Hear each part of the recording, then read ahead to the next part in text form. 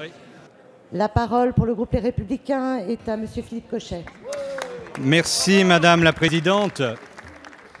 Monsieur le Premier ministre, notre pays est en guerre. Nos assemblées ont voté l'état d'urgence dans un esprit de concorde nationale. Dans ce contexte, la préfecture de police de Paris a interdit dimanche 29 novembre une manifestation. Vos discours martiaux et ceux du président de la République se succèdent, mais que constatons-nous? La manifestation interdite a eu lieu. Des voyous d'extrême gauche, cagoulés ou masqués, ont pu se réunir et infiltrer cette manifestation interdite alors que nous sommes en plein état d'urgence. Ces voyous, ces ennemis de la République, ont saccagé le mémorial improvisé situé en plein cœur de Paris, place de la République, alors que les obsèques des victimes des attentats ne sont pas encore terminées. L'abject a eu lieu. C'est un affront insupportable fait aux victimes et au peuple de France qui ne peuvent plus accepter que l'État soit défaillant. J'ai honte de ce qui s'est passé. J'ai honte en pensant aux victimes, en pensant à nos compatriotes profondément choqués par les attentats du 7 et 9 janvier, du 26 juin et du 13 novembre. 317 interpellations, 174 gardes à vue, dont 9 prolongées.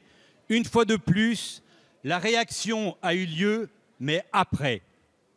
Gouverner, c'est prévoir. L'autorité ne se paye pas de mots, mais d'actes. Quand on est en guerre, on doit d'abord et surtout s'occuper de la protection des Français. Monsieur le Premier ministre, dans le contexte où nous sommes, comment pouvez-vous justifier cette faute grave de l'État? Merci. La parole est au ministre de l'Intérieur.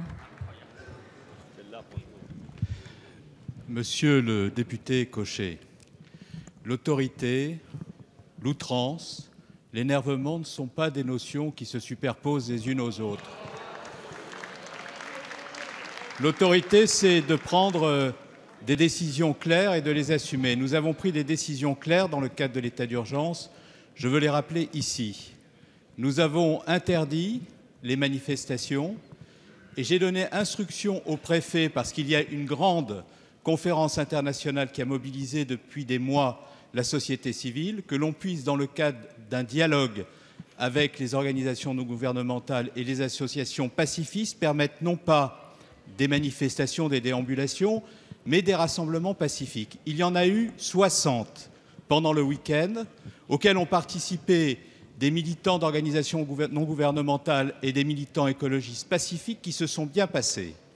Et place de la République, il y a eu un rassemblement pacifique, il y a eu une chaîne humaine pacifique qui s'est bien passée. Et puis un groupe de casseurs, dans l'irrespect total de la mémoire de ceux qui ont perdu la vie à l'occasion des attentats, ont joué avec une extrême violence un jeu qui doit être condamné avec la plus grande fermeté, que j'ai condamné avec la plus grande fermeté, et qui a conduit les forces de l'ordre, contrairement à ce que vous dites, à intervenir courageusement et immédiatement pour mettre hors d'état de nuire ces individus qui ont été, sous l'autorité du procureur de la République, placés en garde à vue. Et l'autorité de l'État, c'est dans le respect du droit et sous l'autorité des procureurs de la République de faire passer le droit. Ce n'est pas l'énervement, ce n'est pas l'outrance, ce n'est pas les accusations sans fondement qui ont présidé à votre question. Voilà ce qui s'est passé exactement. Et préalablement à cette manifestation, j'avais pris 26 assignations à résidence, non pas de militants écologistes, mais de casseurs. Nous avions pris toutes les précautions, nous avons été fermes et nous le demeurerons. Merci.